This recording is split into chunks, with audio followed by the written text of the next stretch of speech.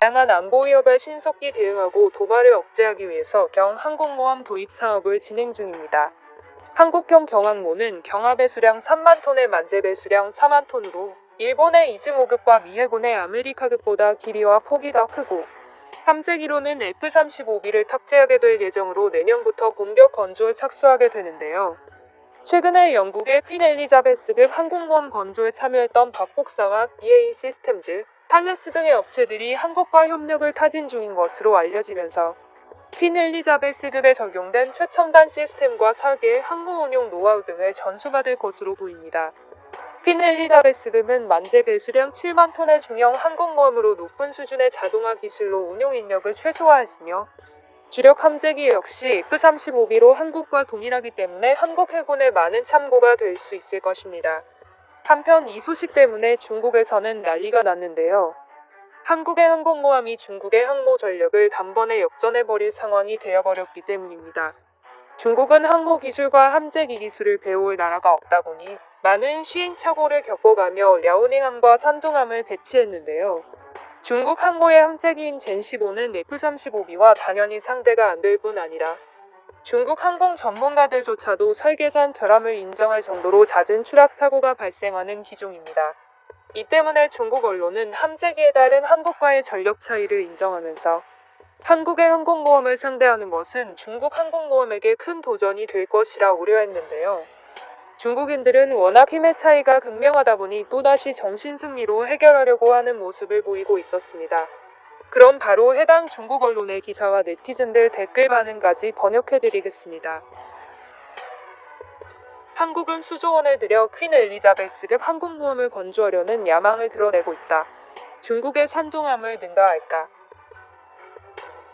미국이 항공모함을 운용하는 모습을 지켜보면서 또 중국과 일본이 자체 항공모함을 보유하게 되면서 한국도 뒤처지지 않으려면 자체 항모가 있어야 한다고 생각했다. 그래서 한국은 국산 경항모를 개발하겠다는 계획을 발표했지만 한국은 영국으로부터 배울 것이 많다. 한국은 퀸 엘리자베스급 항모를 건조하는 데 사용된 첨단 시스템과 설계 솔루션을 위해 115억 위안 이상을 투자할 예정이다. 한국의 항공모함은 영국의 항공모함과 동일하게 두 개의 아일랜드가 있지만 영국처럼 스키 점프대를 설치하지 않고 평갑판형으로 건조되는 점이 다르다. 한국은 미국에서 F-35B 수직이 착륙기 20대를 도입해 탑재할 것임이 확인됐는데 이런 점에서 중국의 산둥함과 전력 차이가 발생하게 될까? 한국 최초의 항공모함은 영국의 퀸 엘리자베스 항공모함의 설계를 사용한다. 앞으로 이 항모를 중심으로 한국의 기동함대는 온양에서 자국의 해양 이익을 보호하게 된다. 이것은 분명히 우리에게는 좋은 일이 아니다. 동아시아는 괴물방이기 때문에 한국 해군 또한 국제적인 위상을 가지고 있다. 한국은 세종대왕급 이지스 구축함과 충무공 이순신급 구축함, 도산 안창호급 잠수함 등 강력한 군함을 보유하고 있으며 독도함과 마라도함 같은 대형 상륙함도 가지고 있어 수륙형용 전투 능력까지 지녔다. 한국이 항공모함까지 개발하려는 것은 군사적 요인보다 사회정치적 요인이 더 크다고 볼 수 있다. 한국 항공모함의 함재기는 틀림없이 미국의 F-35B를 선택할 것이다. 이것은 우리 항모로서 큰 도전이다. 현재 우리 함재기인 젠15와 미국의 F-35B는 여전히 상당한 격차가 존재한다. 그러나 한국에는 동력의 한계가 있고 항공모함의 부대 시설은 완벽하지 않다. 즉 단독 함재기의 이점만 가지고는 결코 우리의 항모함대에 충분한 위협을 할 수 없을 것이다. 우리 항모는 레이더와 조기 경보기, 조종사 훈련과 갑판 이착륙, 연합 지휘가 잘 통합돼 있어 명목상 스펙보다 더 큰 실력을 발휘할 수 있다. 이와 같은 세세한 이점은 한국이 갖지 못한 것이다. 산둥함의 설계는 전체적으로 랴오닝함을 계승했지만 우리 사정에 맞게 수정된 부분이 많고 젠15도 함재기로서 이미 실전 능력을 갖췄고 한국이 우리를 따라잡기에는 아직 멀었다. 한국은 사실 자체 항모가 필요 없지만 한국이 항모를 건조하려는 목적은 일본과 경쟁하고 미국에게 자신들도 자주국 강력을 갖춘 지역 강국임을 어필하기 위함이다. 한국은 국제 조선산업의 거물이지만 항모 기술은 한국이 이전에 건조한 상륙함과는 본질적으로 다르기 때문에 많은 곳에서 도움을 청해야 한다. 한국은 비록 소국이지만 소국도 소국 나름대로의 야망을 가지고 있다. 한국은 두 가지를 꿈꾸고 있다. 하나는 한반도를 통일하는 것이고 하나는 일본을 억제하는 것이다. 한국이 항공모함을 건조하는 것은 의심할 여지 없이 일본을 상대로 전략적 우위를 유지하는 가장 좋은 방법이다. 미국은 종주국으로서 일본과 한국을 이용하여 중국을 억압하려는 의도를 가지고 있으므로 한국의 항모 건조를 위한 군비 증강도 암묵적으로 승인했다. 미국은 아시아 태평양 지역에서 주도권을 유지하기 위해 한국에게 보다 많은 전략적 임무를 맡기게 될 것이고 소위 전략적 임무는 중국을 겨냥한 것이다.